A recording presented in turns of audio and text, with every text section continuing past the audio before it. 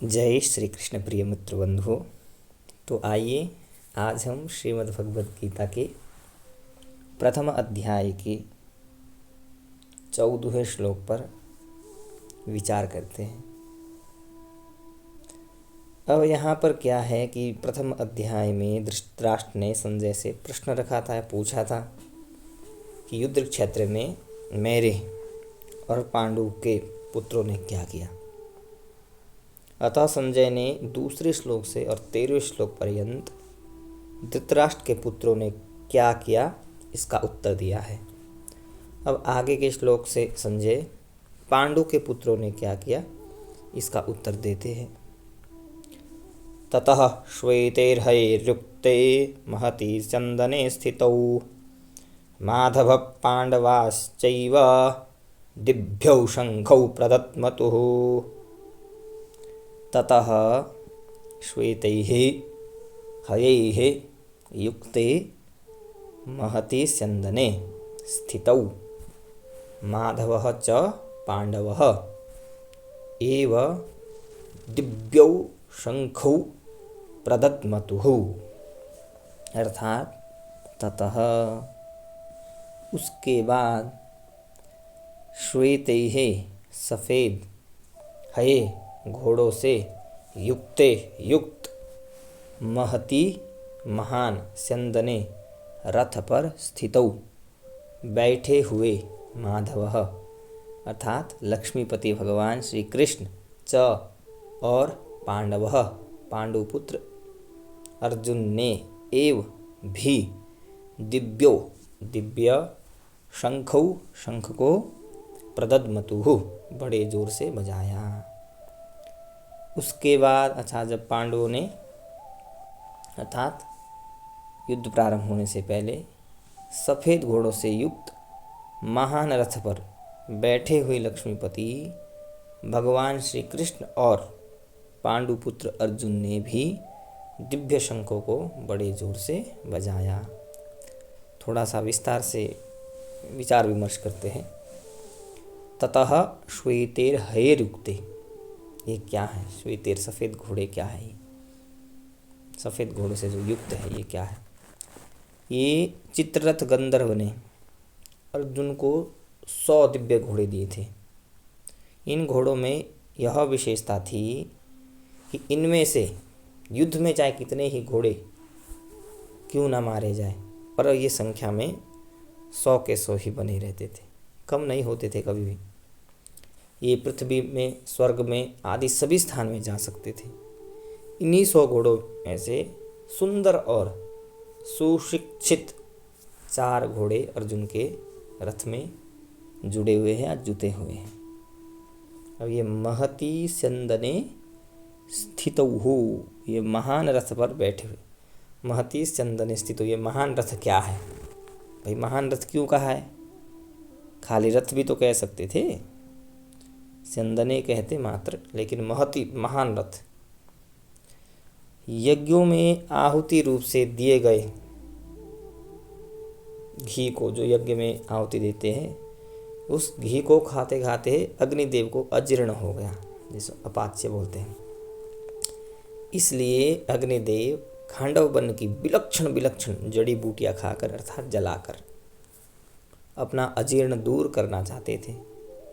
परंतु समस्या एक थी, क्योंकि देवताओं के द्वारा खांडव वन की रक्षा किए जाने के कारण अग्निदेव अपने कार्य में सफल नहीं हो पाते थे। वे जब भी खांडव वन को जलाते थे तो तब इंद्र क्या करता था? वर्षा करके अग्नि को बुझा देता। अंत में क्या हुआ कि अर्जुन की सहायता से अग्नि ने उस पूरे वन को जलाकर अपना अजीर्ण दूर किया और प्रसन्न होकर अर्जुन को यह बहुत बड़ा रथ दिया। ये रथ कितना बड़ा है आप देख लीजिए। जितनी 9 बैलगाड़ियाँ होती हैं उसमें जितने अस्त्र शस्त्र आ सकते हैं उतने अस्त्र शस्त्र इस एक रथ में पड़े रहते थे। ये नहीं कि वैसे ही पड़े रहते थे, जितने 9 बैलगाड़ियों में आते। और ये जो रथ है सोने से मढ़ा हुआ है, तेजोमय है और इसके पहिए बड़ी ही दृढ़ और विशाल थे। इसकी ध्वजा बिजली के समान चमकती थी और ये ध्वजा कितनी थी आप सुन के अचंभित हो जाएगी। 4 कोस की अर्थात 1 योजन की। ये 4 कोस तक फहराया करती थी। लेकिन दिव्य ध्वजा थी, इतनी लंबी होने पर भी इसमें ना तो बोझ था, ना यह कहीं रुकती थी और ना ही कहीं वृक्ष आदि में ये अटकती ही थी। इस ध्वजा पर हनुमान जी विराजमान थे, विशेषता ये थी। अब स्थितौ कहने का तात्पर्य क्या है? स्थितौ बैठे हुए, तात्पर्य है कि उस सुंदर और तेजोमय रथ पर साक्षात भगवान श्री कृष्ण और उनके प्यारे भक्त अर्जुन के विराजमान होने से उस रथ की शोभा और तेज अर्थात बहुत दिव्य बढ़ गई थी। ये माधवाः पांडवाश्चैव, माधव अर्थ माँ नाम लक्ष्मी जी का है और धव नाम पति का है, अतः माधव नाम लक्ष्मीपति का है। और यहीं पर पांडव नाम अर्जुन का है। क्यों है? क्योंकि अर्जुन सभी पांडवों में मुख्य है और गीता जी में आएगा भी पांडवा नाम धनंजय, भगवान उपदेश करेंगे। तो यहाँ जो पांडव है वो मुख्यतः अर्जुन जी के लिए लगाया गया है। अब अर्जुन क्या है? नर है और श्री कृष्ण नारायण के अवतार थे। महाभारत के प्रत्येक पर्व में जैसे जैसे पर्व प्रारंभ होता है तो नर अर्थात अर्जुन और नारायण अर्थात भगवान श्री कृष्ण को नमस्कार किया गया है। नारायणम नमस्कृत्य नरम चैव नरोत्तमम। तो अर्जुन जी को और भगवान श्री कृष्ण को प्रत्येक पर्व के प्रारंभ होने से नमस्कार किया। इस दृष्टि से पांडव सेना में भगवान श्री कृष्ण और अर्जुन ये दोनों ही मुख्य थे। संजय ने भी गीता के अंत में कहा है, जब गीता का अंतिम श्लोक है कि जहाँ योगेश्वर भगवान श्री कृष्ण और गांडीव धनुषधारी अर्जुन रहेंगे वहीं पर श्री विजय विभूति और अटल नीति रहेगी। अब ये क्या है? दिव्यो शंखो प्रदत्मतु। भगवान श्री कृष्ण और अर्जुन के हाथों में जो शंख थे वो तेजोमय अलौकिक थे। उन शंखों को उन्होंने बड़े जोर से प्रदत्मतु बजाया। अब यहाँ पे शंका हो सकती है कि कौरव पक्ष में तो जो मुख्य सेनापति थे वो भीष्म पितामह, इसलिए उनका सबसे पहले शंख बजाना ठीक ही है।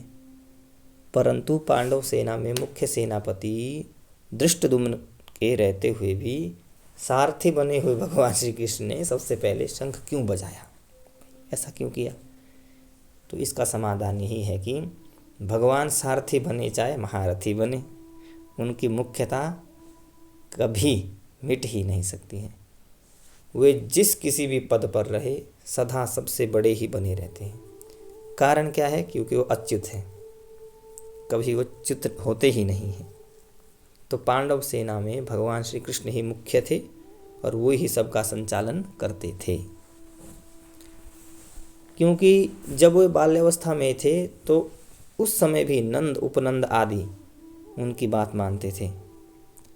तभी तो उन्होंने बाल्यावस्था में बाल कृष्ण की कहने से परंपरा चली आई इंद्र की पूजा को छोड़कर गोवर्धन की पूजा करनी शुरू की थी।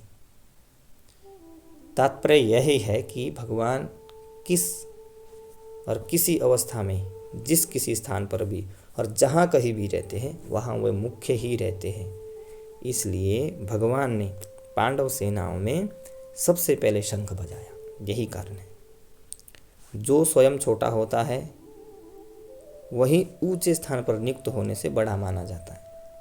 भाई कोई छोटा व्यक्ति है, उसने परिश्रम करके वो किसी ऊंचे पद पर बैठा गया तो उसको बड़ा माना जाता है। अतः जो ऊंचे स्थान के कारण अपने को बड़ा मानता है वह स्वयं वास्तव में ही छोटा है।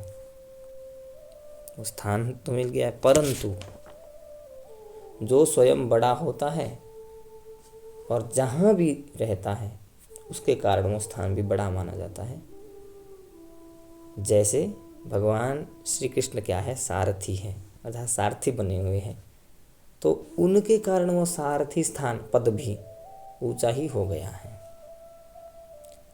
अब अगले जो श्लोक में है संजय आगे के 4 श्लोकों में पूर्व श्लोक का जो पहले श्लोक कहे गए हैं उसका खुलासा करते हुए, अर्थात उसके बारे में विशेष रूप से बताते हुए दूसरों के शंख वादन का वर्णन करते हैं। जो दूसरे शंख बजाए हैं उसका वादन अगले के 3 श्लोक में करेंगे।